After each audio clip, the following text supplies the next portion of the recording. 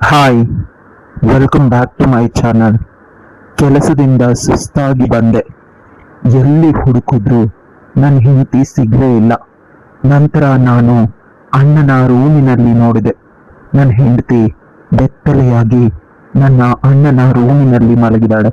ಅಷ್ಟೇ ಅಲ್ಲ, ಅವನ ಮೇಲೆ ನನ್ನಣ್ಣ ಬೆತ್ತಲೆಯಾಗಿ ಕೂತ್ಕೊಂಡಿದ್ದಾನೆ. ನೀವಿಬ್ರು ಏನ್ ಮಾಡ್ತಾ ಇದ್ದೀರಾ ಅಂತ ಶಾಕ್ ಆಗಿ ಕೇಳಿದೆ. ಆಗ ಅವನು, ವರ್ಷಗಳು ಕಳೆದ್ರೂ ನೀನಿವಳಿಗೆ ಮಗುನೇ ಕೊಟ್ಟಿಲ್ಲ, ಇವಳನ್ನ ಪ್ರೆಗ್ನೆಂಟ್ ಮಾಡೋವರೆಗೂ ಇವಳ ಜೊತೆ ಇದೇ ರೀತಿ ಕೆಲಸನ ಮಾಡ್ತೀನಿ ಅಂತ ನನ್ನೆದುರಿಗೆ ನನ್ನ ಹೆಂಡತಿಯ ಜೊತೆ ದೈಹಿಕ ಕ್ರಿಯೆ ಮಾಡ್ತಾ ಅವಳ ತುಟಿಗೆ ದೀರ್ಘವಾಗಿ ಚುಂಬಿಸ್ತಾ ಇದ್ದಾನೆ. ಮುಂದೆ ಏನಾಯ್ತು ತಿಳ್ಕೋಬೇಕು ಅಂತಂದ್ರೆ ಕತೆನ ಪೂರ್ತಿಯಾಗಿ ಕೇಳಿಸ್ಕೊಳ್ಳಿ, ಎಲ್ಲೂ ಸ್ಕಿಪ್ ಮಾಡಬೇಡಿ. ಕತೆ ತುಂಬಾನೇ ಚೆನ್ನಾಗಿದೆ. ನನ್ನ ಹೆಸರು ಕಾಂತ. ಈ ಹೆಸರೇ ನನ್ನ ಒಂದು ಶತ್ರು. ಯಾಕಂದ್ರೆ ಕಾಂತ ಅನ್ನೋದು ಹೆಣ್ಣು ಮಕ್ಕಳ ಹೆಸರು ಆಗತ್ತೆ, ಗಂಡು ಮಗುವಿನ ಹೆಸರು ಆಗತ್ತೆ.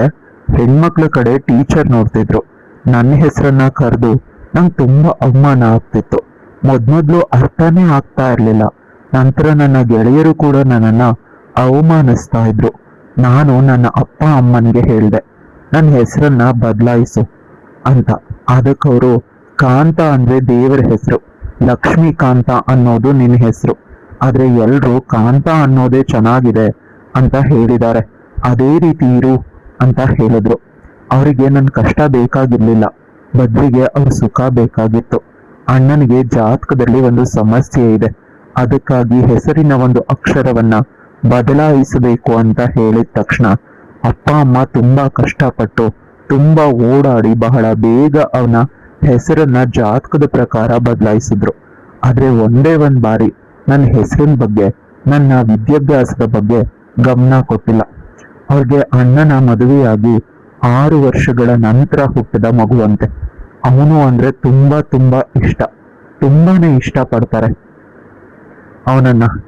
ಆದ್ರೆ ಇವನನ್ನ ಎತ್ತಿದೀವಿ, ನಮ್ ಮನೆ ಬರ ಅಂತ ಇವನನ್ನ ಸಾಕ್ಬೇಕು ಅನ್ನೋ ರೀತಿ ಇರುತ್ತೆ ನನ್ ಜೊತೆ ಅವ್ರ ಪ್ರೀತಿ. ನನ್ನ ಆಸೆ ಆಕಾಂಕ್ಷೆಗಳು ಅವ್ರಿಗೆ ಬೇಕಾಗಿಲ್ಲ, ಅವರಿಗೆ ಅವ್ರ ಸುಖ ಮಾತ್ರ. ನಾನು ಅವ್ರಿಗೆ ಲೆಕ್ಕಕ್ಕೆ ಇಲ್ಲ. ಅಪ್ಪ ಗೌರ್ಮೆಂಟ್ ಆಫೀಸಲ್ಲಿ ಕೆಲಸ ಮಾಡ್ತಿದ್ದಾರೆ, ಕ್ಲರ್ಕ್ ಅನ್ಸುತ್ತೆ. ಯಾಕಂದ್ರೆ ಒಂದ್ ಬಾರಿ ಕೂಡ ನನ್ನನ್ನ ಅವ್ರ ಆಫೀಸ್ಗೆ ಕರ್ಕೊಂಡು ಹೋಗೇ ಇಲ್ಲ, ಬದ್ಲಿಗೆ ಅಣ್ಣನನ್ನ ಕರ್ಕೊಂಡು ಹೋಗಿ ಪರಿಚಯ ಮಾಡಿಸ್ತಿದ್ರು. ತುಂಬಾ ತಿಳಿದವರು ಮಾತ್ರ, ನಿನ್ನ 2ನೇ ಮಗ ಎಲ್ಲಿ ಬಂದಿಲ್ವಾ ಅಂದ್ರೆ ಮಾತನ್ನ ಮಧ್ಯ ಮರೆ ಮಾಡ್ತಿದ್ರು. ಚಿಕ್ಕವನಿದ್ದಾಗ ಇವೆಲ್ಲ ತುಂಬಾ ತಲೆಗೆ ಹಾಕೊಳ್ತಿದ್ದೆ. ರಜಾ ಬಂದ್ರೆ ಅಪ್ಪ ಅಮ್ಮ ಅಣ್ಣ ಊರಿಗೆ ಹೋಗ್ತಿದ್ರು, ನನ್ನನ್ನ ಮನೆಯಲ್ಲಿನೇ ಬಿಟ್ಟು. ಒಮ್ಮೊಮ್ಮೆ ಮನೆ ಮುಂದೆ ಬೀಗ ಹಾಕಿ ಮನೆಯಲ್ಲಿ ಒಬ್ನಿಗೆ ಇರು ಅಂತ ಹೇಳಿ ಹೋಗ್ತಿದ್ರು. ಅಂತ ದಿನಗಳೂ ಇದ್ವು. ಅವರಿಗೆ ನಾನು ಅಂದ್ರೆ ಏನೋ ಒಂದ್ ರೀತಿ, ಅಷ್ಟಕ್ಕಷ್ಟೆ. ಅಪ್ಪ ಅಮ್ಮ ಹಾಗೆ ಮಾಡಿದ್ರು ಕೂಡ ಅಣ್ಣ ಎಂದೂ ಕೂಡ ನನ್ನ ತಮ್ಮ ಅವನು ನನ್ನ ಜೊತೆ ಬರ್ಲಿ ಅಂತ ಹೇಳ್ತಿರ್ಲಿಲ್ಲ, ಬದಲಿಗೆ ಅವನು ಯಾಕೆ ನಮ್ ಜೊತೆ ಅಂತ ಹೇಳ್ತಿದ್ದ. ಅಮ್ಮ ಪ್ರೀತಿಯಿಂದ ನನ್ನ ಜೊತೆ ಮಾತಾಡಿದ್ದನ್ನೇ ನಾನ್ ನೋಡೇ ಇರ್ಲಿಲ್ಲ. ಅಪ್ಪ ಏನ್ ಹೇಳಿದ್ರೆ ಅದನ್ನ ಕೇಳ್ತಾಳೆ. ಅವಳಿಗೆ ಸ್ವಂತ ಬುದ್ಧಿನೇ ಇಲ್ಲ. ನನ್ನ ಸ್ಕೂಲ್ ಮತ್ತೆ ಕಾಲೇಜಿನ ಗೆಳೆಯರು ಅವ್ರು ನನಗೆ ಮಾರಲ್ ಸಪೋರ್ಟ್ ನೀಡ್ತಾ ಇದ್ರು. ನೀನು ಧೈರ್ಯವಾಗಿರು, ಏನು ಆಗೋದಿಲ್ಲ, ಸಮಯ ಕಳೆದಂತೆ ಎಲ್ಲಾನು ಸರಿ ಹೋಗುತ್ತೆ ಅಂತ. ಈ ಸಂದರ್ಭದಲ್ಲಿ ನನಗೆ ಯಾರನ್ನಾದ್ರೂ ಪ್ರೀತಿ ಮಾಡಬೇಕು, ನನ್ನನ್ನ ನಾನು ಕೂಡ ಪ್ರೀತಿ ಮಾಡಬೇಕು, ಈ ರೀತಿಯ ಪ್ರೀತಿ ಬೇಕು ಅಂತ ಕಾಯ್ತಿದ್ದೆ. ಆಗ ಸಿಕ್ಕಿದ್ದು ಕಲ್ಪನಾ. ಕಲ್ಪನಾ ನಮ್ಮ ಕಾಲೇಜಿನ ಹೊಸ ಅಡ್ಮಿಷನ್. ನೋಡೋದಕ್ಕೆ ತುಂಬಾನೇ ಸುಂದರವಾಗಿದ್ಲು. ಮೊದಲ ಬಾರಿ ನನಗವಳು ಇಷ್ಟ ಆಗಿದ್ಲು. ಆದ್ರೆ ಅದೆಲ್ಲ ಅಟ್ರಾಕ್ಷನ್. ಓದೋ ಕಡೆ ಗಮನ ಹರಿಸ್ಬೇಕು ಅಂತ ನಾನು ಓದೋ ಕಡೆ ಗಮನ ಹರಿಸ್ದೆ. ಯಾಕಂದ್ರೆ ನನಗೆ ಯಾವಾಗ್ಲೂ ತಲೆಯಲ್ಲಿತ್ತು, ಮನೆಯಲ್ಲಿ ಎಲ್ರು ನನ್ನನ್ನ ಡಿಲೀಟ್ ಮಾಡ್ಬಿಡ್ತಾರೆ, ಆದ್ರೆ ನಾನು ಅಣ್ಣಂಗಿಂತ ಚೆನ್ನಾಗಿ ಓದಿ ಅವನಿಗಿಂತ ಒಂದು ಒಳ್ಳೆ ಪೊಸಿಷನ್ ಅಲ್ಲಿ ಇರ್ಬೇಕು. ಇದರಿಂದ ನನ್ನ ಮರ್ಯಾದೆ ನಾನೇ ಹೆಚ್ಚು ಮಾಡ್ಕೋಬೇಕು. ಅವನು ತಿಂಗಳಿಗೆ 50,000 ಸಂಬಳ ತಂದ್ರೆ ನಾನ್ ತಿಂಗಳಿಗೆ 5 ಲಕ್ಷ ತರಬೇಕು. ನಾನು ಹಾಕೋ ಬಟ್ಟೆ, ನಾನು ಹಾಕೋ ಪರ್ಫ್ಯೂಮ್, ಇವೆಲ್ಲ ಅವನ ಕಲ್ಪನೆಗೂ ಬರಬಾರ್ದು ಅಂತ ಯೋಚಿಸ್ತಿದ್ದೆ. ಯಾಕಂದ್ರೆ ತುಂಬಾ ಬಾರಿ ಮನೆಯಲ್ಲಿ ಕೇಳಿ ಜಗಳ ಮಾಡಿ ಅಳ್ತಿದ್ದೆ. ಎಲ್ಲರೂ ನನ್ನನ್ನ ಚೆನ್ನಾಗಿ ಬೈದು ಹೊರಟೋಗ್ತಿದ್ರು. ಅವರವರು ಒಂದಾಗ್ತಿದ್ರು, ಆದ್ರೆ ನಾನು ಒಂಟಿ ಆಗ್ತಿದ್ದೆ. ನನಗೆ ಬೇಕಾದ ನ್ಯಾಯವನ್ನ, ನನಗೆ ಬೇಕಾದ ಪ್ರೀತಿಯನ್ನ ಯಾರೂ ಕೊಡ್ತಿರ್ಲಿಲ್ಲ. ನನಗೆ ಎಲ್ರೂ ಪ್ರೀತಿ ಬೇಕು, ಆದ್ರೆ ಇವ್ರುಗಳು ನನ್ನನ್ನ ತಾತ್ಸಾರ ಮಾಡ್ತಿದ್ರು. ತುಂಬಾ ವರ್ಷಗಳಿಂದ ಅವರ ಬಳಿ ನನಗೆ ಪ್ರೀತಿ ಕೊಡಿ ಅಂತ ಪ್ರೀತಿಗೆ ಭಿಕ್ಷೆ ಬೇಡಿ ಬೇಡಿ ಬೇಡಿ ಸಾಕಾಗಿದೆ. ಈಗ ಅವರನ್ನ ಬಿಟ್ಟು ಬದುಕಬೇಕು, ಜೀವನದಲ್ಲಿ ನಾನು ಮುಂದೆ ಹೋಗ್ಬೇಕು ಅಂತ ಯೋಚಿಸ್ತಾ ಇದ್ದೀನಿ. ಅದೇ ಸಂದರ್ಭದಲ್ಲಿ ಕಲ್ಪನಾ ಬಂದ್ಲು. ಕಲ್ಪನಾ ನೋಡೋದಕ್ಕೆ ಸುಂದರವಾಗಿದ್ದಾಳೆ, ಮತ್ತೆ ತುಂಬಾ ಶಾಂತವಾಗಿ ಮಾತಾಡ್ತಾಳೆ. ಅವಳಂತ ಒಳ್ಳೆ ಹುಡುಗಿನ ನಾನು ಈಗಿನ ಕಾಲದಲ್ಲಿ ಎಲ್ಲಿನೂ ನೋಡಿಲ್ಲ. ಹುಡುಗಿರು ಅಂದ್ರೆ ಬಾಯಿನ ತೆರೆದು ವಟವಟ ಅಂತ ಅಂತಿರ್ತಾರೆ, ಆದ್ರೆ ಇವಳು ಯಾವಾಗ್ಲೂ ತುಂಬಾ ಮೃದುವಾಗಿ ಮಾತಾಡ್ತಾಳೆ. ಇವಳ ಧ್ವನಿ ಕೇಳಬೇಕು ಅನ್ನೋ ಅಷ್ಟು ಆಸೆ ಆಗ್ತಿತ್ತು. ಒಮ್ಮೊಮ್ಮೆ ಕೋಗಿಲೆಯ ಧ್ವನಿ ಇರೋ ಹುಡುಗಿ ನನ್ನವಳೇ ಆಗ್ಬಾರ್ದೆ ಅನ್ನೋ ಅಷ್ಟು ಆಸೆ ಆಗ್ತಿತ್ತು. ಆದ್ರೆ ನನ್ನ ಗೆಳೆಯಂದಿರೆಲ್ಲ ಅವಳಿಗೆ ಲೈನ್ ಹೊಡಿತಾ ಇದ್ರು. ಅವಳು ಬಂದ್ರೆ ಹೋದ್ರೆ ಅವಳನ್ನ ಸುಮ್ಮನೆ ಹೋಗೋದಕ್ಕೆ ಇವರು ಬಿಡ್ತಾನೆ ಇರ್ಲಿಲ್ಲ. ಅವಳು ನನ್ನ ಬಳಿ ಬಂದು ಸಹಾಯ ಕೇಳ್ತಿದ್ಲು. ನಿಮ್ ಗೆಳೆಯರು ನನ್ನನ್ನ ತುಂಬಾ ಅವಮಾನ ಮಾಡ್ತಾರೆ, ನನ್ನನ್ನ ತುಂಬಾ ಟೀಸ್ ಮಾಡ್ತಾರೆ, ದಯವಿಟ್ಟು ನನಗೆ ಸಹಾಯ ಮಾಡಿ ಅಂತ. ಆಗ ನಾನು ಅವಳಿಗೆ ಹೇಳ್ತಿದ್ದೆ, ನೀನ್ ನನ್ನನ್ನ ಪ್ರೀತಿ ಮಾಡು ಅಂತ ಹೇಳ್ದೆ. ಮಂಡಿಯೂರಿ ಕೂತು ಪ್ರಪೋಸ್ ಮಾಡಿದೆ. ಅವಳ ಆಶ್ಚರ್ಯದಿಂದ ನೋಡ್ತಿದ್ಲು. ಆಗ ಹೇಳ್ದೆ, ನೀನು ಮೆತ್ತಗೆ ನೀನು ಈ ಪ್ರಪೋಸಲ್ನ ಸ್ವೀಕರಿಸು. ಆಗ ಎಲ್ರೂ ನಾವಿಬ್ರು ಪ್ರೀತಿ ಮಾಡ್ತಿದೀವಿ, ನೀನು ಎಂಗೇಜ್ ಅಂತ ನೀನನ್ನ ಬಿಟ್ಟು ಬಿಡ್ತಾರೆ, ನೀನು ಸಿಂಗಲ್ ಆಗಿದೆಯಾ ಅಂತ ಅವರು ಅಷ್ಟು ಕಷ್ಟ ಕೊಡ್ತಾ ಇರೋದು. ಅದನ್ನ ಅರಿತ ಅವಳು ಅದೇ ಕ್ಷಣದಲ್ಲಿ ಅವಳು ಸ್ವೀಕರಿಸಿದ್ಲು. ಇಬ್ರು ಒಬ್ರನ್ನೊಬ್ರು ಕಾಲೇಜ್ ಕ್ಯಾಂಪಸ್ ಅಲ್ಲಿ ಹಗ್ ಮಾಡಿದ್ರು. ಅಷ್ಟೇ, ಮುಗೀತು. ಇನ್ಯಾರೂ ಅವಳಿಗೆ ಡಿಸ್ಟರ್ಬ್ ಮಾಡಲೇ ಇಲ್ಲ. ಇನ್ಯಾರೂ ಅವಳಿಗೆ ಡಿಸ್ಟರ್ಬ್ ಮಾಡ್ತಿರ್ಲಿಲ್ಲ. ಆದ್ರೆ ಏನ್ ಮನ್ಸಲ್ಲಿ ಸುಮ್ಮನೆ ಇರೋದಕ್ಕಾಗ್ತಿರ್ಲಿಲ್ಲ. ಬೆಳಗ್ಗೆ ಅವ್ರ ಮನೆ ಬಳಿ ಹೋಗಿ ಅವಳನ್ನ ಕಾಲೇಜಿಗೆ ಕರ್ಕೊಂಡು ಹೋಗ್ತಿದ್ದ. ಪುನಃ ಕಾಲೇಜ್ ಮುಗಿದ್ಮೇಲೆ ಅವಳನ್ನ ಮನೆಗೆ ಕರ್ಕೊಂಡು ತಂದ್ಬಿಡ್ತಿದ್ದ. ಇದಕ್ಕೆಲ್ಲ ಬೈಕ್ ಬೇಕು ಅಂತ ಮೊದ್ಮೊದ್ದು ಗೆಳೆಯರ ಬಳಿ ತಗೊಂಡ. ನಂತರ ಪಾರ್ಟ್ ಟೈಮ್ ಕೆಲಸ ಮಾಡಿ ಲೋನ್ನ ಕಟ್ಟುವಷ್ಟು ದುಡ್ಡನ್ನ ಸಂಪಾದನೆ ಮಾಡಿ ಹೊಸ ಬೈಕ್ ತಗೊಂಡು ನಂತರ ಇಬ್ರು ಅದರಲ್ಲಿ ಖುಷಿಯಿಂದ ಹೋಗೋದಕ್ಕೆ ಆರಂಭಿಸಿದ್ರು. ಎಲ್ಲ ಪಾರ್ಕ್ಗಳಲ್ಲಿ, ಎಲ್ಲ ಪಿಕ್ಚರ್ ಟಾಕೀಸ್ಗಳಲ್ಲೂ, ಅಷ್ಟೇ ಯಾಕೆ ಎಲ್ಲ ದೇವಸ್ಥಾನಗಳಲ್ಲೂ ಇವರಿಬ್ರು ಇರ್ತಾ ಇದ್ರು. ಪ್ರತಿಯೊಬ್ರು ಅಂದ್ಕೊಂಡಿದ್ರು ಇವರಿಬ್ರು ಸೀಕ್ರೆಟ್ ಆಗಿ ಮ್ಯಾರೇಜ್ ಆಗ್ಬಿಟ್ಟಿರಬಹುದು ಅಂತ. ಅಷ್ಟು ಇಂಟಿಮೇಟ್ ಆಗಿ ಇರ್ತಾ ಇದ್ರು, ಒಬ್ರನ್ನೊಬ್ರು ಹಿಡ್ಕೊಂಡು. ಆದ್ರೆ ಒಂದಿನ ನಾನು ಊಹೆ ಕೂಡ ಮಾಡೋದಕ್ಕೆ ಸಾಧ್ಯವಾಗದ ವಿಷಯ ನಡೆದು ಹೋಯ್ತು. ಅದೇನು ಅಂದ್ರೆ, ಕಲ್ಪನಾಳನ್ನ ಅವರ ಸೋದ್ರ ಮಾವ ಬಲವಂತದಿಂದ ಮದುವೆ ಆಗ್ಬಿಟ್ಟ. ನಮ್ಮಿಬ್ಬರ ಹೋರಾಟ ತಿಳಿದು ಈ ನಿರ್ಧಾರ ತಗೊಂಡು ಚಿಕ್ಕಂದಿನಿಂದಲೇ ಅವಳಿಗೆ ಅವರ ಸೋದ್ರ ಮಾವನ ಜೊತೆ ಮದುವೆ ಅಂತ ಇತ್ಯರ್ಥ ಆಗಿತ್ತು. ಆಗನಿಸ್ತು ನನ್ನಿಂದ ಅವಳ ಮದುವೆನ ಬೇಗ ಮಾಡಿದ್ರು ಅಂತ. ಕುಸ್ತು ಹೋದೆ, ಅವಳ ಬಳಿ ಮಾತಾಡೋದಕ್ಕೆ ಪ್ರಯತ್ನಿಸಿದೆ. ಅವಳ ಫೋನ್ ನಂಬರ್ ಚೇಂಜ್ ಆಗಿತ್ತು, ಅವಳು ಸಿಗ್ತಾನೆ ಇರಲಿಲ್ಲ. ಇಷ್ಟು ದೊಡ್ಡ ಬೆಂಗಳೂರಲ್ಲಿ ಅವಳು ಯಾವ ಮೂಲಕ್ಕೆ ಹೋದ್ಲು ತಿಳಿಲೇ ಇಲ್ಲ. ಅಷ್ಟೇ ಅಲ್ಲ, ಒಮ್ಮೊಮ್ಮೆ ಅನ್ನಿಸ್ತಿತ್ತು ಅವಳು ಹೊರಟೋಗಿದ್ದಾಳೆ ಅಂತ. ಈ ದುಃಖದಲ್ಲಿ ನಾನಿದ್ದು ಎಕ್ಸಾಮ್ನ ಸುಮಾರಾಗಿ ಮಾಡಿದೆ, ಆದ್ರೂ ಒಳ್ಳೆ ಅಂಕನೇ ಬಂತು, ಪಾಸ್ ಆಯ್ತು. ನನಗೀಗ ಜೀವನದ ಮೇಲೆ ಯಾವುದೇ ಆಸೆನೂ ಇಲ್ಲ. ಹೆತ್ತವರು ಜೊತೆನಲ್ಲಿ ಹುಟ್ಟಿದವನು ಈ ರೀತಿ ಪ್ರೀತಿ ಮಾಡಿದ ಹುಡುಗಿ ಅಷ್ಟು ಪ್ರೀತಿ ಕೊಟ್ಟು ಅಷ್ಟು ಆಸೆ ತೋರಿಸ್ಬಿಟ್ಟು ಹೊರಟೋದ್ಲು. ಇನ್ಯಾಕೆ ಜೀವನ ಅಂತ ಈ ಮಧ್ಯೆ ಎಂದೂ ಕೂಡ ಪ್ರೀತಿಯಿಂದ ಮಾತನಾಡಿದ ನನ್ನ ಅಪ್ಪ ಅಮ್ಮ ಬಂದು ನನ್ನನ್ನು ಚೆನ್ನಾಗಿ ಮಾತಾಡೋದಕ್ಕೆ ಪ್ರಾರಂಭಿಸಿದ್ರು. ನಾನು ನನ್ನ ಪ್ರೀತಿ ನನ್ನನ್ನ ಬಿಟ್ಟು ಹೋಗಿದ್ದಕ್ಕೆ ಅಪ್ಪ ಅಮ್ಮ ಸಿಂಪತಿಯಿಂದ ಮಾತಾಡ್ತಿದ್ದಾರೆ ಅಂತ ಭ್ರಮೆಯಿಂದ ಇದ್ದೆ. ಆದ್ರೆ ಅವ್ರು ಮಾತಾಡೋದಕ್ಕೆ ಆರಂಭಿಸಿದ್ದು ಅಮ್ಮನ ದೂರದ ಸಂಬಂಧದ ಹುಡುಗಿ ತುಂಬಾ ಶ್ರೀಮಂತರು, ಒಬ್ಳೆ ಮಗಳು. ಹುಡುಗಿ ನೋಡೋದಕ್ಕೆ ಅಷ್ಟು ಸುಂದರವಾಗಿಲ್ಲ, ಮತ್ತೆ 9ನೇ ತರಗತಿ ಅಷ್ಟೇ ಓದಿರೋದು. ನೀನು ಅವಳನ್ನ ಮದುವೆ ಆದ್ರೆ ಅವಳ ಆಸ್ತಿಯನ್ನೆಲ್ಲ ನನಗೆ ಬರುತ್ತೆ ಅಂತ ಅಪ್ಪ ಅಮ್ಮ ನನ್ನನ್ನ ಮದುವೆ ಆಗೋದಕ್ಕೆ ಒತ್ತಾಯ ಮಾಡಿದ್ರು. ನಾನು ಮದುವೆ ಆಗೋದಿಲ್ಲ ಅಂತ ಹೇಳಿದಾಗ ಅವ್ರ ಬಲವಂತದಿಂದ ಅವಳ ಜೊತೆ ಮದುವೆನೂ ಮಾಡಿಸಿದ್ರು.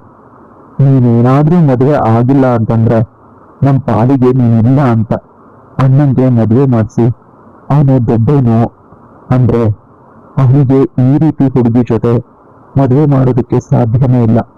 ಅವನನ್ನ ಮದುವೆ ಆಗೋ ಹುಡುಗಿ ತುಂಬಾ ಸುಂದರವಾಗಿರ್ಬೇಕು ಅಂತ ಹೇಳ್ತಿದ್ರು. ನಾನು ಯಾರಿಗೂ ಉಪಯೋಗಕ್ಕೆ ಬಂದಿಲ್ಲ, ಕೊನೆ ಪಕ್ಷ ಅಪ್ಪ ಅಮ್ಮಂಗಾದ್ರೂ ಉಪಯೋಗಕ್ಕೆ ಬರೋಣ ಅಂತ ಮದುವೆಗೆ ಒಪ್ಕೊಂಡೆ. ಮದುವೆನ ತುಂಬಾ ಅದ್ದೂರಿಯಾಗಿ ಮಾಡಿಕೊಟ್ರು. ಆದ್ರೆ ಹುಡುಗಿ ನೋಡೋದಕ್ಕೆ ಸ್ವಲ್ಪ ಕೂಡ ಚೆನ್ನಾಗಿಲ್ಲ. ಮದುವೆಯಾದ ಮೊದಲ ರಾತ್ರಿ ಅವಳು ನನ್ನ ಮೇಲೆ ಬೀಳ್ತಿದ್ಲು. ನಾನು ಸ್ವಲ್ಪ ಸಮಯ ಬೇಕು ನನಗೆ ಅಂತ ನನ್ನ ಬ್ರೇಕಪ್ ವಿಷಯನ ಹೇಳಿದೆ. ಅವಳು ಕೋಪ ಮಾಡಿಕೊಂಡು ಗೋಡೆ ಕಡೆ ತಿರುಗಿ ಮಲಗಿ ಬಿಟ್ಲು. ಅರ್ಥ ಮಾಡ್ಕೊಂಡ್ಲು ಅಂತ ಅನ್ಕೊಂಡ್ರೆ ಬೆಳಗ್ಗೆ ನಾನು ಹೇಳೋದಕ್ಕಿಂತ ಮುಂಚೆನೆ ಇದ್ದು ಜಾಹ್ದ ಅಂತ ಮಾಡ್ಬಿಟ್ಟಿದ್ದಾಳೆ. ಅಪ್ಪ ಅಮ್ಮ ಹೇಳ್ತಾರೆ, ಇವನು ಬೇರೆ ಯಾರನ್ನು ಪ್ರೀತಿ ಮಾಡಿರೋದಕ್ಕೆ ನಾನು ಸೊಸೆ ಜೊತೆ ಮಲಗ್ತಾ ಇಲ್ಲ ಅಂತ.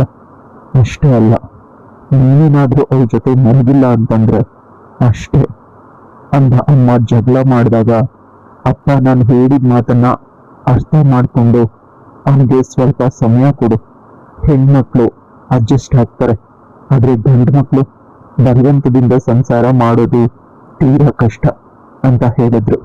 ಇಷ್ಟು ದಿನದಲ್ಲಿ ಅಪ್ಪ ಇದೇ ಮೊದಲ ಬಾರಿ ಚೆನ್ನಾಗಿ ಮಾತಾಡಿದ್ದು. ಅಪ್ಪನ ನಾನು ಗಟ್ಟಿಯಾಗಿ ತಕ್ಕೊಂಡೆ. ದಿನಗಳು ಕಲಿತು ನನ್ನ ಹೆಂಡತಿ ಕೂಡ ಸುಮ್ಮನೆ ಇದ್ಲು, ನಾನು ಕೂಡ ಸುಮ್ಮನೆ ಇದ್ದೆ. ಮನೆಯಲ್ಲಿ ಯಾರು ಕೂಡ ನಮ್ಮಿಬ್ರು ಮಿಲನಕ್ಕಾಗಿ ಪರದಾಡ್ತಾನೆ ಇರ್ಲಿಲ್ಲ. ಆದ್ರೆ ಇವತ್ತು ನನ್ನ ಮಾವ ಬಂದು ನನ್ನನ್ನ ತರಾಟೆಗೆ ತಗೊಂಡ್ರು. ತುಂಬಾ ಒಳ್ಳೆ ಸಂಬಂಧಗಳು ಬಂದಿದ್ರು. ನೀನ್ ಒಳ್ಳೆ ಹುಡುಗ ಅಂತ ನಿನಗೆ ನನ್ನ ಮಗಳನ್ನ ಕೊಟ್ಟೆ. ಈ ರೀತಿ ಹೇಗ್ ಮಾಡಿದ್ರಿ?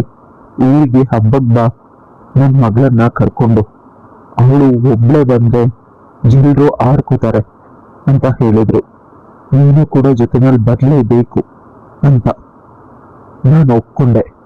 ಹಾಗೇನಿಲ್ಲಮ್ಮ, ನಾನು ಕೆಲ್ಸದಲ್ಲಿ ತುಂಬಾ ಬ್ಯುಸಿ, ಅದಕ್ಕೆ ಅಂತ ಹೇಳಿ ಅವರನ್ನ ಕಳಿಸ್ದೆ. ಆದ್ರೆ ನಿಜವಾಗ್ಲೂ ತುಂಬಾ ಕೆಲಸ ಇತ್ತು ಆಫೀಸಲ್ಲಿ. ಊರಿನ ಜಾತ್ರೆ ದಿನ ನಂಗೆ ತುಂಬಾ ಇಂಪಾರ್ಟೆಂಟ್ ಮೀಟಿಂಗ್ ಇತ್ತು. ಆ ಮೀಟಿಂಗ್ ಅಟೆಂಡ್ ಮಾಡಿಲ್ಲ ಅಂತಂದ್ರೆ ನನ್ನ ಕೆಲ್ಸಕ್ಕೆ ಕೂತು ವಿಧಿ ಇಲ್ಲದೆ ನಾನು ಮೀಟಿಂಗ್ನ ಅಟೆಂಡ್ ಮಾಡಲೇಬೇಕಾಗಿತ್ತು. ಹೆಂಡತಿ ಅಪ್ಪ ಅಮ್ಮನಿಗೆ ಎಲ್ಲ ವಿಷಯ ಹೇಳಿ ಆಫೀಸ್ಗೆ ಹೋದೆ. ನನ್ನ ಅಣ್ಣನ್ನ ನನ್ನ ಜೊತೆ ಮಾಡಿ ಜಾತ್ರೆಗೆ ಹೋಗುವಂತೆ ಹೇಳ್ದೆ. ಅದೇ ರೀತಿ ಮಾಡಿದ್ಲು. ಆದ್ರೆ ಮನೆಗೆ ಹೋದಾಗ ನನ್ನ ಹೆಂಡತಿ ಯಾವಾಗ್ಲೂ ಇರೋ ರೀತಿ ಇರ್ಲಿಲ್ಲ. ತುಂಬಾ ಖುಷಿಯಿಂದ ಇದ್ಲು. ನಂಗೆ ಸ್ವಲ್ಪ ನೆಮ್ಮದಿ. ನನ್ನ ಮದುವೆ ಆದ್ಮೇಲೆ ಈಗಲಾದ್ರೂ ಅವಳು ಖುಷಿಯಾಗಿದ್ದಾಳೆ ಅಂತ. ವಿಪರ್ಯಾಸ ಅಂದ್ರೆ ಅವಳು ಇತ್ತೀಚೆಗೆ ನನಗೆ ತುಂಬಾ ಸುಂದರವಾಗಿ ಕಾಣಿಸ್ತಿದ್ದಾಳೆ. ಅವಳ ಮೇಲೆ ಪ್ರೀತಿ ಜಾಸ್ತಿ ಆಗ್ತಿದೆ. ಹೆಂಡತಿ ಅಲ್ವಾ, ಕೊನೆ ಪಕ್ಷ ಕರ್ತವ್ಯಕ್ಕಾದ್ರೂ ಅವಳಿಗೆ ನಾನು ಪ್ರೀತಿ ಕೊಡ್ಬೇಕು ಅಂತ ಎಂದು ನಾನು ಹೊರಗೆ ಕರೆದೆ. ಆದ್ರೆ ಅವಳು ನಂಗೆ ಹುಷಾರಿಲ್ಲ ಅಂತ ತಲೆನೋವಿನ ನೆಪ ಹೇಳಿ ಬಂದಿಲ್ಲ. ನಾನು ಸುಮ್ಮನೆ ಆದೆ. ನಾನು ಇಷ್ಟು ದಿನ ಸತಾಯಿಸಿದ್ದಕ್ಕೆ ಅವಳು ಈಗ ನನ್ನನ್ನ ಸತಾಯಿಸ್ತಿದ್ದಾಳೆ. ಯಾಕಂದ್ರೆ ನನ್ನ ಪ್ರೇಯಸಿ ಅವ್ರ ಸೋದರ ಮಾವನನ್ನ ಮದುವೆ ಆಗಿ ಪ್ರೆಗ್ನೆಂಟ್ ಆಗಿದ್ದಾಳಂತೆ. ಈ ವಿಷಯ ತಿಳಿದು ನನಗೆ ಖುಷಿ ಆಯ್ತು. ಕೊನೆ ಪಕ್ಷ ಅವಳು ನೆಮ್ಮದಿ ಆಗಿದ್ದಾಳೆ. ನಾನು ನನ್ನ ಹೆಂಡತಿಗೆ ಮೋಸ ಮಾಡಬಾರ್ದು ಅಂತ ಇವಳನ್ನ ಖುಷಿಯಾಗಿರೋ ಪ್ರಯತ್ನ ಮಾಡ್ತಿದ್ದೆ. ಆದ್ರೆ ಅದು ಆಗ್ತಾನೆ ಇರ್ಲಿಲ್ಲ. ತುಂಬಾ ಗ್ಯಾಪ್ ಆಗೋಗಿದೆ ಅಂತ ಅನಿಸ್ತು. ಅಪ್ಪ ಅಮ್ಮ ಮನೆಯಲ್ಲಿ ಇರ್ಲಿಲ್ಲ. ಅಷ್ಟೇ ಅಲ್ಲ, ಅಣ್ಣ ಕೂಡ ಹೊರಗಡೆ ಕೆಲ್ಸಕ್ಕೆ ಹೋಗಿದ್ದ. ನಾನು ನನ್ನ ಹೆಂಡತಿನ ತುಂಬಾ ಚೆನ್ನಾಗಿ ಮಾತಾಡಿಸ್ಬೋದು, ಅವಳ ಬಳಿ ಕ್ಷಮೆ ಕೇಳ್ಬೋದು. ಮನೇಲಿ ಎಲ್ರೂ ಇದ್ರೆ ಸ್ವಲ್ಪ ಮುಜುಗರ, ಸ್ವಲ್ಪ ಜೋರಾಗಿ ಮಾತಾಡ್ತಾಳೆ. ಎಷ್ಟೇ ಆಗ್ಲಿ ನಾನು ತಾಳಿ ಕಟ್ಟಿದ್ದೀನಿ ಅಂತ ನಾನು ಆಸೆಯಿಂದ ಮನೆಗೆ ಹೋದೆ. ಅವಳಿಗಾಗಿ ಒಂದು ಸುಂದರವಾದ ಸೀರೆ, ಮಲ್ಲಿಗೆ ಹೂವು, ಮೈಸೂರು ಪಾಕನ್ನು ತಗೊಂಡು ಮನೆಗೆ ಹೋದಾಗ ನನ್ನ ಕಣ್ಣುಗಳನ್ನ ನಾನೇ ನಂಬೋದಕ್ಕೆ ಸಾಧ್ಯ ಆಗ್ಲಿಲ್ಲ. ಬಾಗಿಲನ್ನ ತೆಗೆದ ತಕ್ಷಣ ಓಪನ್ ಆಗೋಯ್ತು. ಒಳಗಡೆಯಿಂದ ಅರ್ಧಂಬರ್ಧ ಲಾಕ್ ಹಾಕಿದ್ದಾರೆ. ಸರಿಯಾಗಿ ಟೈಟ್ ಆಗಿ ಲಾಕ್ ಹಾಕಿದ್ರೆ ಮಾತ್ರ ನಮ್ಮ ಮನೆಯಲ್ಲಿ ಲಾಕು ನಿಲ್ಲೋದು. ಅವಳಿಗಿದೆಲ್ಲ ಗೊತ್ತಿಲ್ಲ ಅಂತ ನಾನು ರೂಮ್ಗೆ ಆತ್ರದಿಂದ ಹೋದೆ.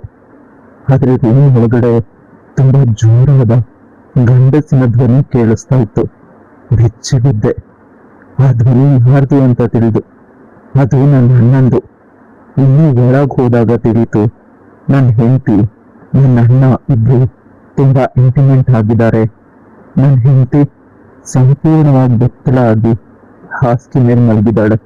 ನನ್ನ ಅಣ್ಣ ಅವ್ರ ಮೇಲ್ ಮಲಗಿ ಅವ್ರ ಜೊತೆ ನಾನ್ ಮಾಡ್ಬೇಕಾದ ಕೆಲಸನ ಮಾಡ್ತಿದ್ದಾನೆ. ಇವನು ಕೂಡ ಬೆತ್ತಲೆ ಆಗಿದ್ದಾನೆ. ಅವಳ ಸೊಂಟದ ಮೇಲೆ ಅವನು ಕೂತ್ಕೊಂಡಿದ್ದಾನೆ. ಅಷ್ಟೇ ಅಲ್ಲ, ಅವಳ ಹೊಟ್ಟೆ ಹೂಗಳ ಮೇಲೆ ಮುತ್ಕೊಡ್ತಿದ್ದಾನೆ. ಭಯವಾಯಿತು. ನಾನು ಕಿರಿಸ್ದೆ ಕೋಪದಿಂದ. ಆಗ ನನ್ನ ಕೋಪದಿಂದ, ನೀನು ಯಾಕಿಲ್ಲಿಗೆ ಬಂದಿದ್ಯಾ? ನಾಚಿಕೆ ಆಗೋದಿಲ್ವಾ? ನಮ್ಮಿಬ್ಬರ ಪ್ರೈವಸಿನ ಹಾಳು ಮಾಡ್ತಾ ಇದ್ಯಾ ಅಂತ ಬಾಗ್ಲನ್ನ ಹಾಕೋದಕ್ಕೆ ಬಂದ. ಆದ್ರೆ ನನ್ನ ಹೆಂಡತಿ ಹೇಳ್ತಾಳೆ, ಬಾಗ್ಲು ಹಾಕ್ಬೇಡ, ನಾವಿಬ್ರು ತುಂಬಾ ಕ್ಲೋಸ್ ಆಗಿರೋದನ್ನ ಅವನು ನೋಡ್ಲಿ. ಮದುವೆ ಆಗಿ ವರ್ಷ ಆಗ್ತಾ ಇದೆ, ಮುಂದಿನ ತಿಂಗಳಿಗೆ. ಇನ್ನೂ ಕೂಡ ಅವನು ನನ್ನನ್ನ ಮುಟ್ಟೇ ಇಲ್ಲ. ನನಗೊಂದು ಬಾಯಿ ಆದ್ರೂ ಮುತ್ತು ಕೊಟ್ಟಿಲ್ಲ. ಅವನಿಗೆ ಯಾವ ಅರ್ಹತೆನೂ ಇಲ್ಲ. ನಾನಂತ ಕೂಡ ಅವನ ಜೊತೆ ಹೋಗೋದಿಲ್ಲ. ನೀನ್ ನನಗ್ ಮಾತ್ರ ಸ್ವಂತ ಅಂತ ನನ್ನ ಹೆಂಡತಿ ನನ್ನ ಅಣ್ಣಂಗಂದ್ರೆ ಅವಳ ಭಾವನ ತುಟಿಗೆ ಮುತ್ತನ್ನ ಕೊಡ್ತಿದ್ದಾಳೆ. ನನ್ನ ಕಣ್ಣೆದುರಿಗೆ ಇವರಿಬ್ರು ಬೆತ್ತಲೆಯಾಗಿ ಒಬ್ರನ್ನೊಬ್ರು ಮುದ್ದಿಸ್ತಿದ್ದಾರೆ. ಇದನ್ನ ನೋಡೋದಕ್ ಸಾಧ್ಯ ಆಗದೆ ನಾನ್ ಮನೆ ಬಿಟ್ಟು ದೇಶಾಂತರ ಹೊರಟೋದೆ. ಎಲ್ಲಿಗೆ ಹೋಗ್ತಾ ಇದ್ದೀನಿ, ಯಾಕೆ ಹೋಗ್ತಾ ಇದ್ದೀನಿ ತಿಳಿಲಿಲ್ಲ. ಬೆಳಗ್ಗೆ ಪೂರ್ತಿ ಹೋಗ್ತಾ ಇದ್ದೀನಿ. ಆಗ ನನ್ನ ಎದುರುಗಡೆ ಒಂದು ಲಾರಿ ಬಂತು. ಸ್ವಲ್ಪ ಒಂದು ಬ್ರೇಕ್ ಹಾಕಿಲ್ಲ ಅಂದಿದ್ದಿದ್ರೆ ನಾನು ಇರ್ತಿರ್ಲಿಲ್ವೇನೋ. ಡ್ರೈವರ್ ಚೆನ್ನಾಗಿ ಬೈದ. ನಂಗೆ ಕ್ಷಮೆ ಕೇಳೋ ಬದಲು ನೀನಾಗಿ ಬ್ರೇಕ್ ಹಾಕ್ದೆ, ನಂಗೆ ಬದುಕೋದಕ್ಕೆ ಇಷ್ಟ ಇಲ್ಲ ಅಂತ ಅಳೋದಕ್ಕೆ ಶುರು ಮಾಡಿದೆ. ಆಗ ಡ್ರೈವರ್ ತನ್ನ ಪಕ್ಕ ಬಂದು ತೊಟ್ಟಿಯಲ್ಲಿ ಮಲಗಿರೋ ಪುಟ್ಟ ಮಗುನ ತೋರಿಸ್ದ. ನೋಡು, ಈ ಮಗು ನಂದು, ತಿಂಗಳು ಕೂಡ ಆಗಿಲ್ಲ. ಇನ್ನು ಇದ್ರಮ್ಮ ನನ್ನನ್ನ ಬಿಟ್ಟು ಹೊರಟೋಗಿದ್ದಾಳೆ. ಈಗ ಈ ಮಗುನ ಹೇಗ್ ಸಾಕೋದು ಅಂತ ಪ್ರತಿದಿನ ನಾನೇ ಕರ್ಕೊಂಡ್ ಬರ್ತೀನಿ. ಇದಕ್ಕಿಂತ ನಿನ್ ಜೀವನ ಕಷ್ಟ ಇರೋದಿಲ್ಲ. ನಮ್ ಬದುಕಲ್ಲಿ ಎಲ್ರೂ ಬರ್ತಾರೆ ಹೋಗ್ತಾರೆ, ಯಾರು ಶಾಶ್ವತವಾಗಿರೋದಿಲ್ಲ. ಮುಂದಿನ ನಾವು ಕೂಡ ಮೇಲ್ ಹೊರಟೋಗ್ತೀವಿ. ನೀನೇ ಸಮಸ್ಯೆ ಎಷ್ಟು ದೊಡ್ಡದಿದ್ರು ಕೂಡ ನನ್ನ ಸಮಸ್ಯೆ ಅದಕ್ಕಿಂತ ದೊಡ್ಡದು. ಯಾಕಂದ್ರೆ ಮನೆಗೆ ನಾನು ದುಡಿಲೇಬೇಕು. ಅಪ್ಪ ಅಮ್ಮಂಗೆ ಹುಷಾರಿಲ್ಲ, ಅವ್ರ ಮಾತ್ರೆಗೆ ದುಡ್ಡು ಕೊಡ್ಬೇಕು, ಹೆಂಡತಿನ ಹುಡುಕ್ಬೇಕು ಅಂತ ಆ ಡ್ರೈವರ್ ಪೆಚ್ಚು ಮೋರೆ ಮಾಡ್ಕೊಂಡ. ಆಗ ನಾನು ನನ್ನ ಪಾಕೆಟಲ್ಲಿ ಎಲ್ಲ ದುಡ್ಡನ್ನು ಕೊಟ್ಟೆ. ಅವ್ನಿಗೆ ಹೇಳ್ದೆ ನನ್ನ ಆಫೀಸಿಗೆ ಬಾ ಅಂತ. ನನ್ನ ವಿಸಿಟಿಂಗ್ ಕಾರ್ಡ್ನೂ ಕೊಟ್ಟೆ. ಫ್ರೀ ಇದ್ದಾಗ ಬಾ, ನಿಂಗೆ ಒಳ್ಳೆ ಕೆಲಸ ಕೊಡ್ತೀನಿ ನನ್ನ ಆಫೀಸಲ್ಲಿ. ಮಕ್ಕಳನ್ನ ನೋಡ್ಕೊಳ್ಳೋದಕ್ಕೂ ಕೂಡ ಒಂದು ವ್ಯವಸ್ಥೆ ಮಾಡ್ತೀನಿ. ಆ ಮಾತನ್ನ ಕೇಳಿ ಡ್ರೈವರ್ ನನ್ನ ಕಾಲಿಗೆ ನಮಸ್ಕಾರ ಮಾಡ್ದ. ಆ ಮಗು ನಗೋದಕ್ಕೆ ಶುರು ಮಾಡ್ತು. ಈ ಮಗುಗೂ ನನ್ನ ಮಾತು ಅರ್ಥ ಆಗ್ತಿದೆ. ಮತ್ತೆ ನನ್ನ ಮನೆಯವರಿಗೆ, ನನ್ನ ಹೆಂಡತಿಗೆ ಯಾಕೆ ಅರ್ಥ ಆಗ್ಲಿಲ್ಲ? ಆಗ ಅಮ್ಮನ ಕಾಲ್ ಬಂತು. ನನಗ್ ಕಾಲ್ ಮಾಡಿದಾಳೆ ಅಂತ ಖುಷಿ ಆಯ್ತು. ಆದ್ರೆ ಅಮ್ಮ ನನಗೆ ಕಾಲ್ ಮಾಡಿಲ್ಲ. ಮಿಸ್ ಆಗಿ ನಂಬರ್ ಡಯಲ್ ಆಗಿ ಕಾಲ್ ಬಂದಿದೆ. ರಿಸೀವ್ ಮಾಡಿ ಮಾತಾಡ್ದೆ. ಅಮ್ಮ ಮತ್ತೆ ಅಣ್ಣ ಮಾತಾಡ್ತಿದ್ದಾರೆ ಪರಸ್ಪರ. ನನ್ನ ಹೆಂಡತಿ ಮತ್ತೆ ಅಣ್ಣ ಇಬ್ರು ಒಂದಾಗ್ಲಿ ಅಂತ ಅಪ್ಪ ಅಮ್ಮ ಊರಿಗೆ ಹೋಗಿದ್ದು. ನನ್ನ ಜೊತೆ ಮೊದಲ ರಾತ್ರಿ ನಡೆದಿಲ್ಲ ಅನ್ನೋ ಕೋಪದಲ್ಲಿ ಮಾರನೇ ದಿನನೇ ನನ್ನ ಹೆಂಡತಿ ನನ್ನ ಅಣ್ಣನ ಜೊತೆ ಮಲಗಿದ್ದಾಳೆ. ಮನೆಯವರು ಸಪೋರ್ಟ್ ಮಾಡಿದ್ದಾರೆ. ಪ್ರಪಂಚದ ದೃಷ್ಟಿನಲ್ಲಿ ನಾನೇ ಕೇಳಿ ಗಂಡ ಆಗ್ಬೇಕು ಅಂತ ಅನ್ಸಿ ಇವರೆಲ್ಲ ಕೇವಲ ನನ್ನ ದುಡ್ಡಿಗಾಗಿ ನನ್ನ ಬಳಿ ಇದ್ದಾರೆ ಅಂತ ಕೋಪ ಬಂತು. ಇನ್ನು ಕೊಚ್ಚೆಗೆ ಕಲ್ಲು ಹಾಕೋದು ಬೇಡ ಅನ್ನೋದನ್ನ ತಿಳಿದು ನಾನು ನನ್ನ ಆಫೀಸ್ನ ಗೆಸ್ಟ್ ಹೌಸ್ಗೆ ಹೋದೆ. ಅಲ್ಲೇ ಇರೋದಕ್ಕೆ ಪ್ರಯತ್ನಿಸ್ದೆ. ನನ್ನ ಮನೆಯವರ ಎಲ್ಲ ನಂಬರ್ನು ಬ್ಲಾಕ್ ಮಾಡಿದೆ. ನನ್ನ ಹೆಂಡತಿಗೆ ಡೈವೋರ್ಸ್ ನೋಟಿಸ್ ಕಳಿಸ್ದೆ. ಅವಳು ಕೂಡ ಸೈನ್ ಮಾಡಿ ಕಳಿಸಿದ್ಲು. ಲಾಯರ್ ಜೊತೆ ಹೇಳಿದಾಳಂತೆ ಅವನೊಬ್ಬ ಕೆಲ್ಸಕ್ಕೆ ಬರ್ದೇ ಇರೋನು ನನ್ನಂತ ಐಶ್ವರ್ಯವಂತ ಹೆಂಡತಿ ಇದ್ರು ಅವನು ನನ್ನನ್ನ ಮುಟ್ಟಿಲ್ಲ. ನನ್ನ ಭಾವ ವರ್ಷ ತುಂಬೋದ್ರ ಒಳಗಡೆ ನನ್ನನ್ನ ಪ್ರೆಗ್ನೆಂಟ್ ಮಾಡಿದಾನೆ, ಇನ್ನು 5 ತಿಂಗಳಿಗೆ ಮಗು ಬರುತ್ತೆ ಅಂತ. ಆ ಕೆಲ್ಸಕ್ಕೆ ಬಾರ್ದೇ ಇರೋನ್ಗೆ ಹೇಳು ಅಂತ ಹೇಳಿ ಕಳಿಸಿದ್ರು. ಅವ್ರ ಮಾತು ನನಗೇನು ನೋವು ಕೊಡ್ಲಿಲ್ಲ. ನನ್ನ ಅಣ್ಣನೇ ಸರಿ ಇಲ್ಲ, ಇನ್ನು ಇವಳು ಏನ್ ಮಾತಾಡ್ತಾಳೆ. ಮೊನ್ನೆ ಬಂದವಳು ಎಲ್ಲದಕ್ಕಿಂತ ಹೆಚ್ಚಾಗಿ ನನಗೂ ಕೂಡ ಮದುವೆ ಆಗ್ಬೇಕು, ಯಾರಾದ್ರೂ ಹುಡುಗಿನ ಪ್ರೀತಿ ಮಾಡಿ ಮದುವೆ ಆಗ್ಬೇಕು, ನನಗೆ ಪ್ರೀತಿ ಬೇಕೇ ಬೇಕು ಈಗ ನಿಜವಾಗ್ಲು ಅಂತ ಅನಿಸ್ತಿದೆ. ನನ್ನ ಪ್ರೀತಿ ಅಂದು ನನ್ನನ್ನ ಬಿಟ್ಟು ಹೋಗಿಲ್ಲ ಅಂತಂದಿದ್ರೆ ಇವತ್ತು ನನ್ನ ಬದುಕು ಎಷ್ಟು ಸುಂದರವಾಗಿರ್ತಿತ್ತು ಅನ್ನೋದನ್ನ ನೆನೆಸ್ಕೊಂಡು ದುಃಖ ಆಯ್ತು. ಶಿವಮೊಗ್ಗ ಬ್ರಾಂಚ್ಗೆ ಟ್ರಾನ್ಸ್ಫರ್ ಆಯ್ತು. ಖುಷಿಯಿಂದಾನೇ ಇದೆ, ಇವ್ರುಗಳ ಸವಾಸನೆ ಬೇಡ ಅಂತ. ಆದ್ರೆ ಅಲ್ಲಿ ನನಗೊಂದು ಸರ್ಪ್ರೈಸ್ ಕಾದಿತ್ತು. ನನ್ನ ಪ್ರೀತಿಯ ಪ್ರೇಯಸಿ ಅಲ್ಲ ಮಾಜಿ ಪ್ರೇಯಸಿ ಕಲ್ಪನಾ ಆಫೀಸ್ ವರ್ಕ್ ಮಾಡೋ ಕೆಲ್ಸಕ್ಕೆ ಸೇರ್ಕೊಂಡಿದ್ಲು. ಅವಳನ್ನ ನೋಡಿ ಕೋಪ ಬಂತು. ಮಾತಾಡ್ಸೋದಕ್ಕೆ ಇಷ್ಟಾನೇ ಆಗ್ಲಿಲ್ಲ. ಮನೆ ಬಿಟ್ಟು ಓಡ್ ಬರ್ಬೋದಾಗಿತ್ತು ನನಗಾಗಿ. ಆದ್ರೆ ಆ ಮುದುಕನನ್ನ ಮದುವೆ ಆಗಿದ್ದಾಳೆ. ಅವಳ ಸೌಂದರ್ಯ ಏನ್ ಕಡಿಮೆ ಆಗಿಲ್ಲ, ಮೊದ್ಲು ಇದ್ದಷ್ಟೇ ಇದ್ದಾಳೆ. ನಾನು ಮಾಡೋ ಕೆಲ್ಸಗಳನ್ನ ಇನ್ನು ಚೆನ್ನಾಗಿ ಮಾಡ್ಬೇಕು ಅಂತ ಮ್ಯಾನೇಜರ್ ಬರೀ ಹೇಳ್ದೆ. ಅವ್ರ ಪ್ರತಿ ಫೈಲಲ್ಲೂ ಕೂಡ ತಪ್ಪನ್ನ ಹುಡುಕೋದಕ್ಕೆ ಆರಂಭಿಸ್ದೆ, ಅವಳನ್ನ ನೋಯಿಸೋದಕ್ಕೆ. ಇಂದು ಅವಳು 5 ನಿಮಿಷ ಲೇಟ್ ಆಗಿ ಬಂದೆ ಅಂತ ಎಲ್ಲರ ಎದುರಿಗೆ ಬೈದೆ. ಸ್ವಲ್ಪ ಹೊತ್ತಿಗೆ ಅವಳು ಕೆಳಗಡೆ ಕೂತ್ಕೊಂಡಿದ್ಲು. ಆಗ ತಿಳಿತು ಅವಳಿಗೆ ಲೋ BP ಇತ್ತು. ಇವತ್ತು ಗುರುವಾರ, ಅವಳ ಉಪವಾಸ ವ್ರತವೇನೋ, ಏನೂ ತಿಂದಿರ್ಲಿಲ್ಲ. ನಾನು ಬೈದಿದ್ರಿಂದ ಅವಳನ್ನ ಎತ್ಕೊಂಡು ಆಸ್ಪತ್ರೆಗೆ ಹೋದೆ. ಆಗ ಅವಳ ಮನೆಯವರಿಗೆ ಫೋನ್ ಮಾಡಿದ್ರೆ ಯಾರು ಕೂಡ ಫೋನ್ನ ಎತ್ತಾನೇ ಇಲ್ಲ. ಇವಳು ಮಾವನ್ನ ಮದುವೆ ಆಗ್ಲು. ಆದ್ರೆ ಮದುವೆ ಆದ 2 ದಿನಕ್ಕೆ ಅವನು ಆಕ್ಸಿಡೆಂಟ್ ಅಲ್ಲಿ ಸತ್ತು ಹೋದ. ಎಲ್ರೂ ಇವಳನ್ನ ಬ್ಲೇಮ್ ಮಾಡ್ತಾ ಇದ್ದಾರೆ. ಅಪ್ಪ ಅಮ್ಮ ಕೂಡ ಮನೆ ಬಿಟ್ಟು ಕಳಿಸಿದ್ದಾರೆ. ನೀನ್ ತಮ್ಮನ್ನ ಮದುವೆ ಮಾಡ್ಬೇಕು, ನೀನಿದ್ರೆ ನಮ್ಗೆ ಕೆಟ್ಟ ಹೆಸರು ಅಂತ ನಾನು ಕಣ್ಣೀರ್ ಹಾಕೋದಕ್ಕೆ ಆರಂಭಿಸ್ದೆ. ಇಷ್ಟು ಕಷ್ಟಪಟ್ಟಿದ್ರು ನನಗೊಂದು ಮಾತು ಹೇಳಲಿಲ್ಲ ಅಂತ.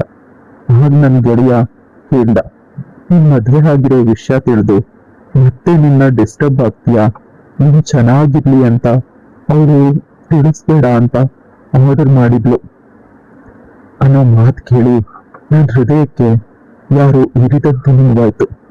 ಅವಳಿಗೆ ಈಗ ತಾನೇ ಪ್ರಜ್ಞೆ ಬರ್ತಿದೆ. ಅವಳು ಮೆತ್ತಿಗೆ ಕಾಂತ ಅಂತ ಕರೀತಿದ್ದಾಳೆ. ಅಂದ್ರೆ ಹಗಲು ರಾತ್ರಿ ಅವಳು ನನ್ ಜಪ ಮಾಡ್ತಿದ್ದಾಳೆ, ನನ್ನನ್ನ ಪ್ರೀತಿ ಮಾಡ್ತಿದ್ದಾಳೆ ನನಗಿಂತ ಹೆಚ್ಚಾಗಿ. ಅದಕ್ಕಾಗಿ ದೇವರು ನನ್ನ ಅಣ್ಣನ ರೂಪದಲ್ಲಿ ಬಂದು ನನ್ನ ಮತ್ತೆ ನನ್ನ ಹೆಂಡತಿ ಸಂಬಂಧನ ಹಾಳು ಮಾಡ್ದ. ಈ ಅಮಾಯಕ ಹುಡುಗಿ ಬದುಕನ್ನ ಉದ್ಧಾರ ಮಾಡ್ಲಿ ಅಂತ ನಾನು ತುಂಬಾ ಎಮೋಷನಲ್ ಆದೆ. ಅವಳನ್ನ ಗಟ್ಟಿಯಾಗಿ ತಕ್ಕೊಂಡೆ. ಅವಳು ಕೂಡ ನಿಧಾನವಾಗಿ ಅವನನ್ನ ತಕ್ಕೊಂಡ್ಳು. ಸಾರಿ, ಮುಂದೆ ಚೆನ್ನಾಗಿ ಕೆಲಸ ಮಾಡ್ತೀನಿ, ನೀವು ಕೋಪ ಮಾಡ್ಕೋಬೇಡಿ ಅಂತ ಹೇಳಿದ್ಲು. ಆಗ ಅವನು ಅವಳ ಹಣೆ ಮುತ್ಕೊಟ್ಟು ಅವಳನ್ನ ಅವನ ಜೊತೆಗೆ ಒರಗಿಸಿ, ನೀನೇನು ಕೆಲಸ ಮಾಡಬೇಡ, ಎಲ್ಲ ನಾನೇ ಮಾಡ್ತೀನಿ, ನೀನು ಆರಾಮಾಗಿ ಮನೇಲಿರು, ಯಾಕಂದ್ರೆ ಮುಂದಿನ ವಾರ ನಮ್ಮಿಬ್ರು ಮದುವೆ ಅಂತ ಹೇಳ್ದ. ಆಗ ಕಲ್ಪನಾ ನನ್ನನ್ನ ತುಂಬಾ ಆಶ್ಚರ್ಯದಿಂದ ನೋಡಿದ್ಲು. ಸರ್, ನಿಮ್ಗೆ ಮದುವೆ ಆಗಿದೆ ಅಲ್ವಾ ಅಂತ ನಿಧಾನವಾಗಿ ಕೇಳಿದ್ಲು. ಮದುವೆ ಕೂಡ ಆಯ್ತು, ಡೈವರ್ಸ್ ಕೂಡ ಆಯ್ತು. ಈಗ ನಾನು ಇನ್ನೊಂದು ಮದುವೆ ಆಗಬಹುದು, ಯಾವುದೇ ಸಮಸ್ಯೆನೂ ಇಲ್ಲದೆ ಸರ್ ಅಂತ ಏನೋ ಹೇಳೋದಕ್ಕೋದ್ಲು.